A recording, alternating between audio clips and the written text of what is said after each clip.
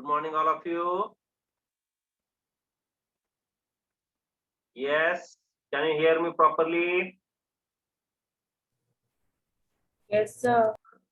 Okay. I think we have to start from this question number 99, right? 98 finish now. Yes. Question number 98 finished. Yes. Okay. Now,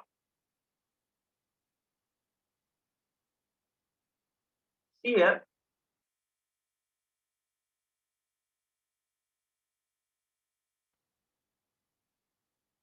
A gas is compressed at a constant pressure of 50 Newton per meter square from a volume 10 meter cube to a volume of 4 meter cube. 100 joule of heat is added to the gas, then its internal energy is. अब मुझे बोलो ये जो chapter है ये chapter कौन सा है? यस,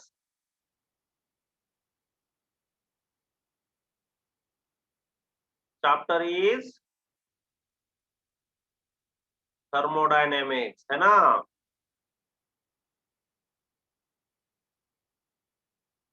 ओके,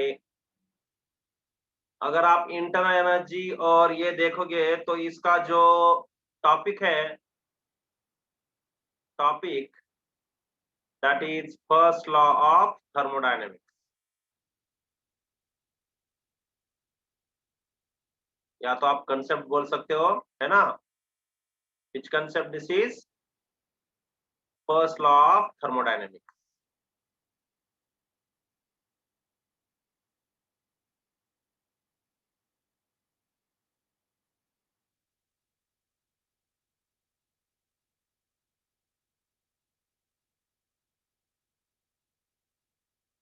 ठीक है, चलो आप गिवन देखो क्या क्या है इसमें. Given constant pressure is there, so pressure is given 50 Newton per meter square. Okay, next they have given two volumes, so V1 is equal to 10 meter cube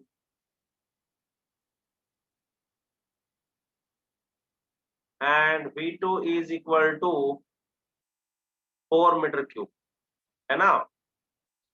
There are two volumes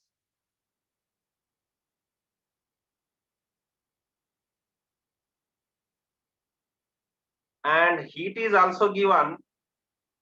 Heat supplied means definitely it is dq, it is 100 joule, and internal energy is asking du is equal to question mark. Now what is first law? dq is equal to du plus dw, है ना?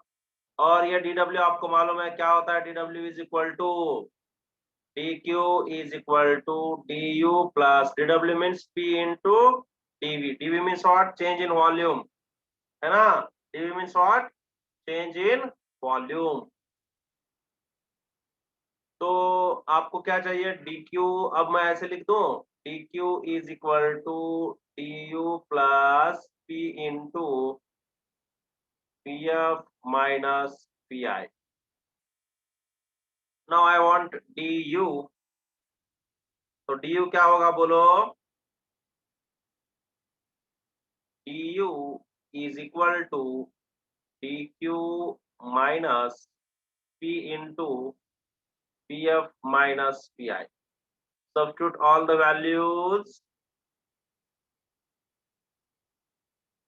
pf is 4 minus pi is 10.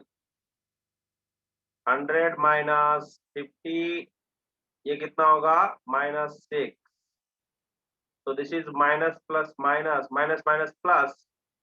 56 the 300, and that's why du is equal to 400 joule. du is equal to 400 joule. तो ये plus है, इसका मतलब क्या है? Increase हो रहा है. That's why our option number 1 is the correct answer. Understood? कोई doubt? Yes.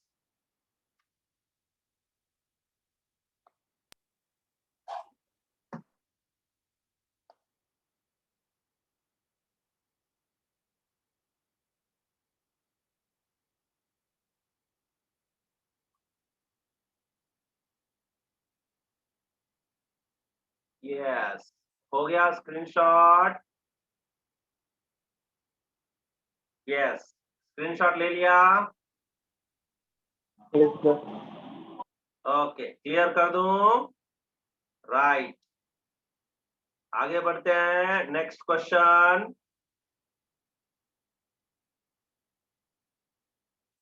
Next question is question number 100।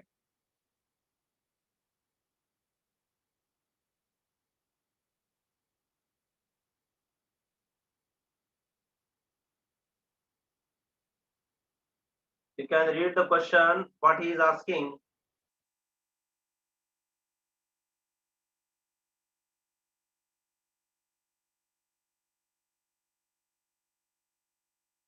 Yes, बोलो ये क्या है? Three rods are there made of the same material and having the same cross sectional have been joined as shown in the figure. Each rod is of the same length. The temperature of the junction of the three rods will be. Means what? Here, whatever the junction is there, this junction temperature you have to find. Junction temperature you have to find means this is in which chapter? Can you tell me chapter name, please? Yes, chapter name.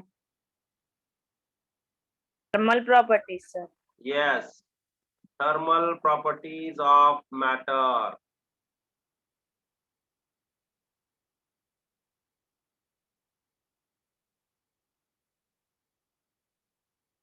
And इसमें जो concept है, concept क्या है? Heat current, junction temperature.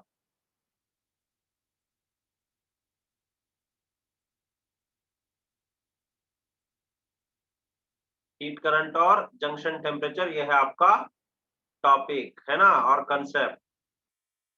तो अब देखो यहाँ पे क्या क्या गिवन है। डायग्राम तो ऑलरेडी आपको दिया हुआ है। Yes, in this diagram if you are unable to see properly, I am just overwriting. This is 90 degrees Celsius, this junction.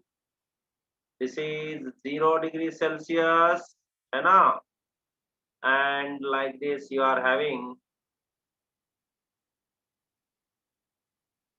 Can you see it? Yes, or shall I make it black?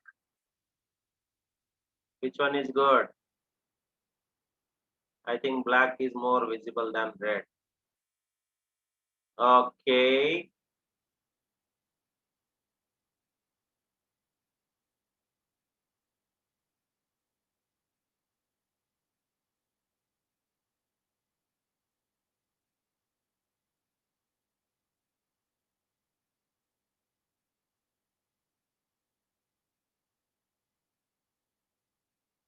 Sir, 60 degrees. 60 degree, okay. आपके notes में अगर आप देखोगे तो ऐसे model के problem मैंने solve कर दिया है। आप अगर देखोगे तो आपको बहुत इजीली आ जाएगा। Very good, yes. एक बार आप अगर नोट्स रिवाइज करके करोगे ना कंसेप्ट वाइज, तो ऐसे मॉडल मैंने लिया है, आपको नोटबुक में मिलेगा। यस, चलो देखेंगे कैसे सॉल्व करना है इसको। अब देखो, heat always flows from higher temperature to low temperature. तो सबसे पहले क्या होगा? क्या होगा सबसे पहले, बोलो। हम क्या करते हैं, जो ये टेम्परेचर है थीटा, वो अज्यूम करते हैं जंक्शन टेम्परेचर इज थीटा, है ना। तो क्या करेंगे देखो, तो पहले मैं क्या करता हूँ, theta minus zero, zero divided by R, because having these three rods made up of same material and having same cross section, that's why resistance, thermal resistance of each conductor is same. समझ में आया? That's why I am writing here R plus theta minus 90 divided by R plus this theta minus 90 divided by R, which is equal to 0. अब ये करो कितना होगा देखो,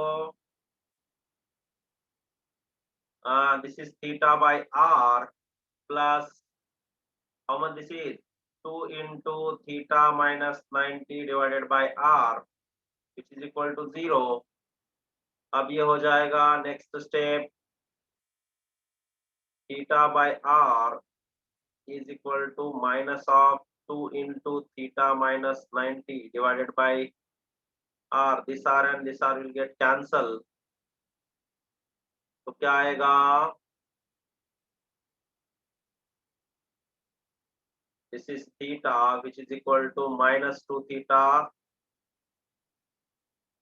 ये कितना माइनस माइनस प्लस हो जाएगा ना प्लस कितना होगा 180. ये माइनस 2 थीटा इधर करो तो 2 theta plus theta is equal to 180 and therefore here 3 theta is equal to 180 and that therefore theta is equal to 180 by 3. Theta is equal to 60 degree Celsius. ये ऐसा प्रॉब्लम हमारे class notebook में है. आप एक बार चेक करो. You will get like this model question. Understood? Any doubt?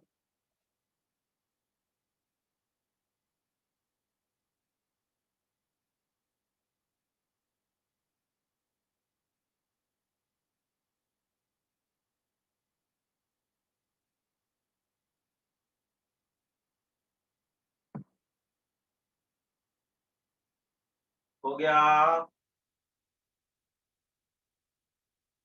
Yes, finished.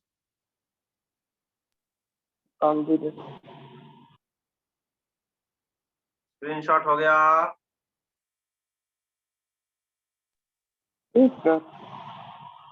Okay चलो आगे बढ़ते हैं. Next question.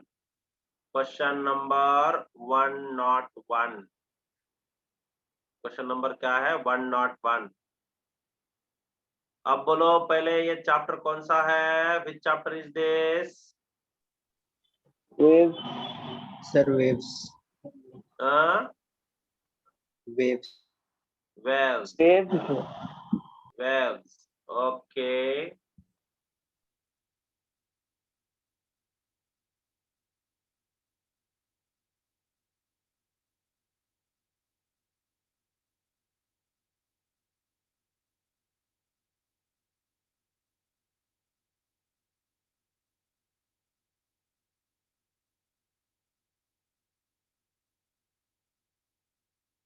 तो ये जो चैप्टर है जिसमें से क्वेश्चन पूछा है वो चैप्टर का नाम है वेव.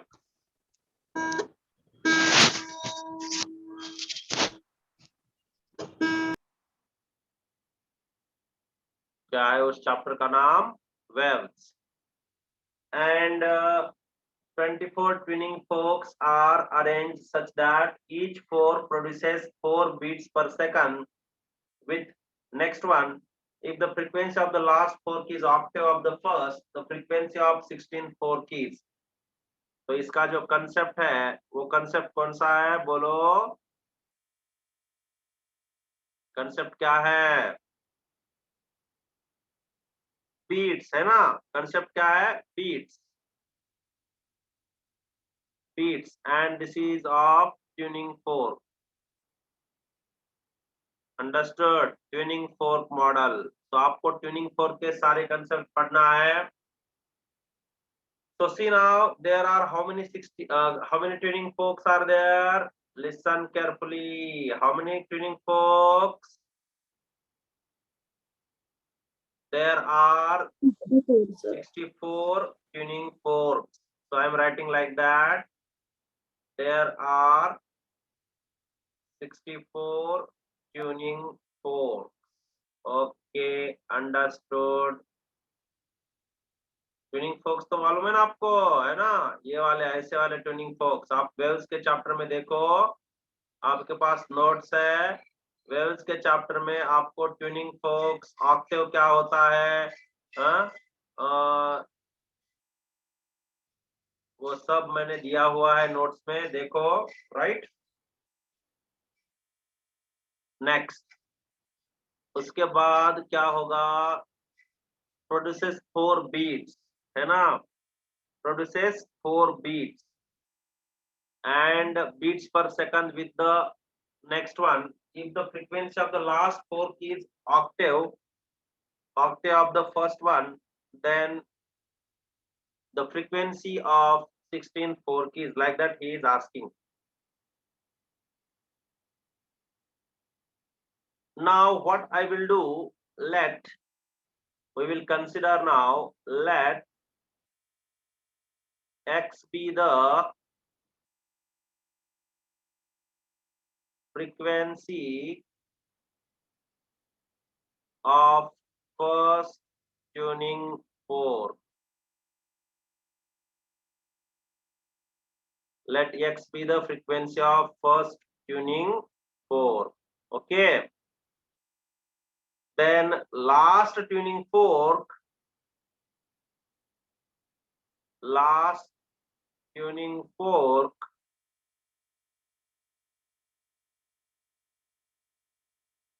is in octave ना. Octave मतलब क्या होता है? Double the frequency with first.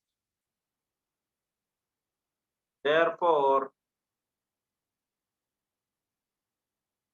last tuning fork frequency is how much? 2x.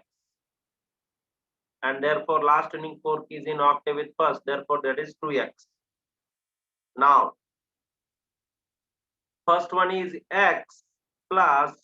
Now, how many are there? 64. Means left is how much? 63. And how many number of beats? 4 number of beats.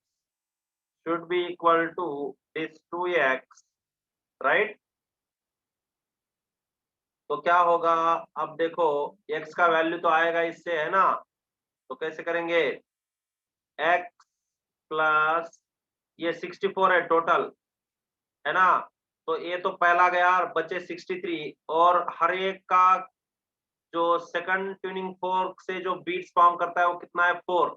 इसलिए मैंने बचे हुए 63 को 4 से multiply किया. तो ये कितना होगा बोलो? 2. Is it 252? चेक करो एक बार कितना आ रहा है. सही है क्या? यस और no? then 252 is equal to 2x minus x, and that's why x is equal to 252. We got x value. Now 16th tuning fork frequency we want to find. 16th tuning fork frequency.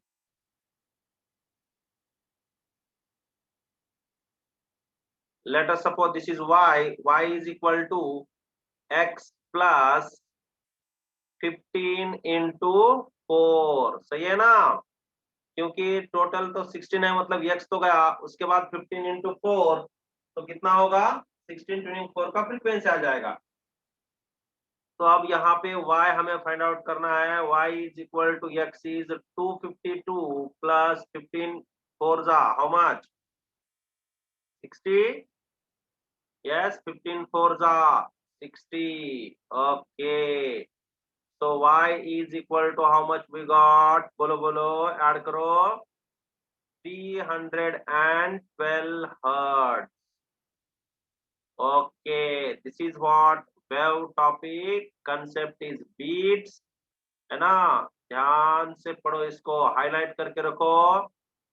जो भी मैं paper solving करूंगा उसके concept और chapter आपको highlight करके रखना है, ताकि जब आप पढ़ोगे तो टॉपिक वाइज पढ़ो. Read topic wise, revise topic wise, and prepare well. Understood? This is what answer for this question.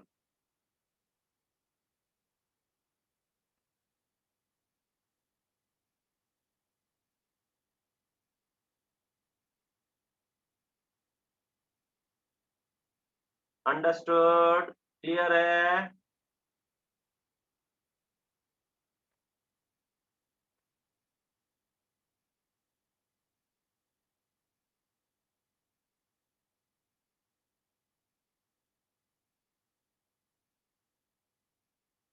Okay, हो गया.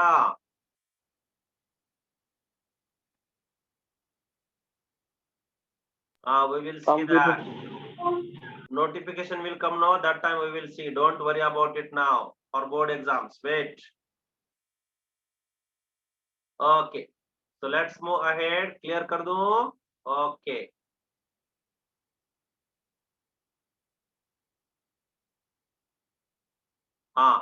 Now tell me which chapter this is again. Which chapter? Bolo. Waves. Because see, two trains are moving towards each other with the same speed. The speed of sound is 340 meter per second. If the height of a tone of the whistle of one of them heard on the other is 9/8 times the actual frequency, then the speed of each train should be. है ना, ये question है। तो मैं इसके लिए आपको एक डायग्राम दिखाता हूं, पहले ध्यान से देखो। पहले टॉपिक कौन सा है ये लिखना जरूरी है। तो ये जो टॉपिक है वो है वेव्स। टॉपिक क्या है? Waves. That is chapter is waves.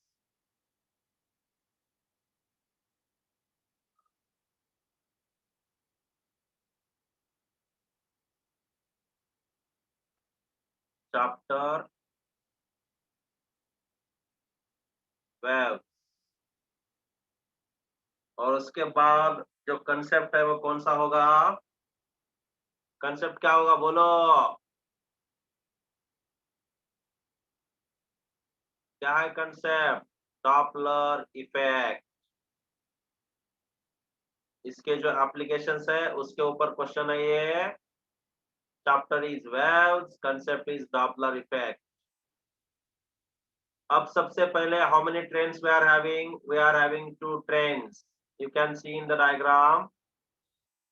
Yes,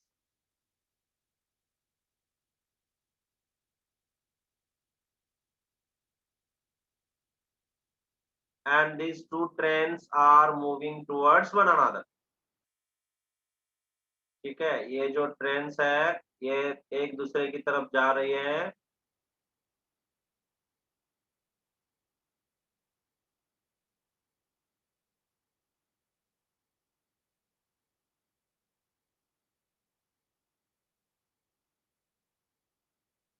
है ना, ये जो ट्रेन है ये इधर जा रही है इस तरफ, और ये जो ट्रेन है वो इस तरफ जा रही है। Okay right, 2 trains are moving towards one another. और उसके बाद जो स्पीड है,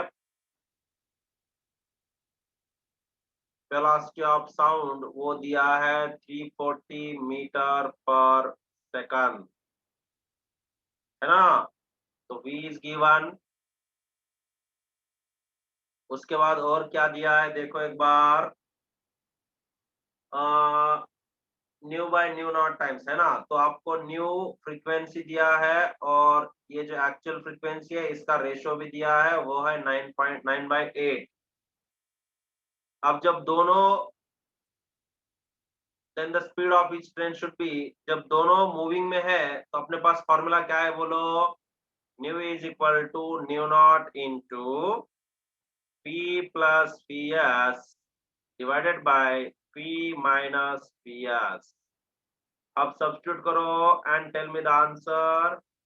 new is equal to 9/8 times nu naught है, तो यहाँ पे ये न्यू नॉट ही रख दो, है ना। और ये v की जगह पे क्या रखोगे? 340। ये क्या होगा? Plus ps divided by 340 minus ps।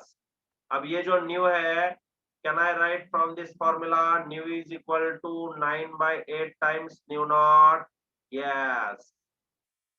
तो ये सब्स्टिट्यूट करो, 9/8 times nu naught is equal to nu naught into 340 plus ps divided by 340 minus ps। करो, खुद करो, ट्राई करो, do it yourself, try it, very very easy. यहाँ से आप कर सकते हो। 340 plus ps divided by 340 minus PS.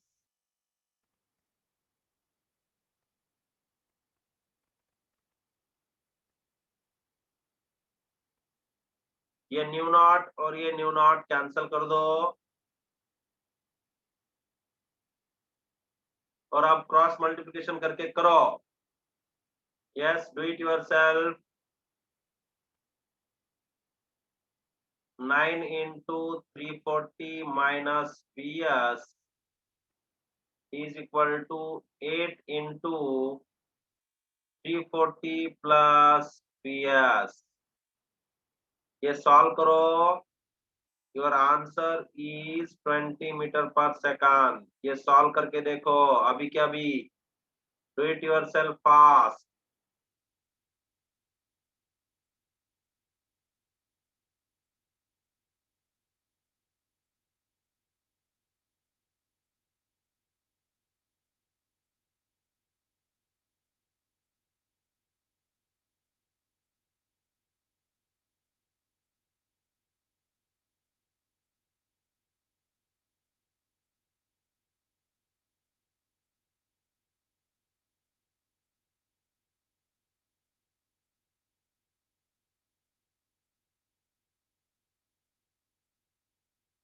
हो गया.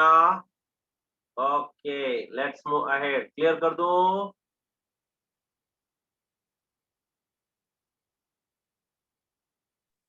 Yes, sir. ओके, नेक्स्ट जो क्वेश्चन है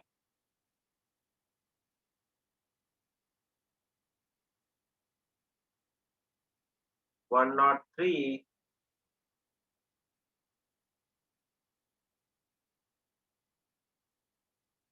ये क्वेश्चन क्या है देखो. इन Ramsden's eyepiece, the scale and the image are magnified proportionally, therefore measurement would be trustworthy. And Ramsden's eyepiece minimizes the spherical aberration because the total deviation is shared by the 4 refracting surfaces. It is right only. तो ये जो है question number, ये पहले chapter कौन सा है? Ray optics. Chapter क्या है? Ray optics. और इसका जो कंसेप्ट है वो है ऑप्टिकल इंस्ट्रूमेंट, है ना.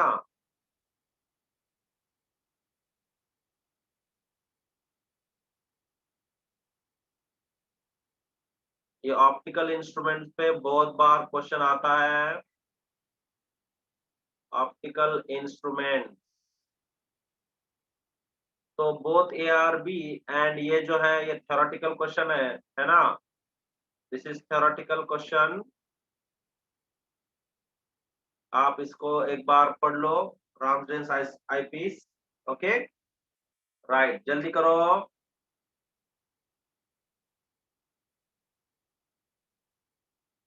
Next question. नेक्स्ट जो है 104. ये हम बाद में सॉल्व करेंगे, थोड़ा सा टाइम कम है. Next one is this one 105. 105 क्या है?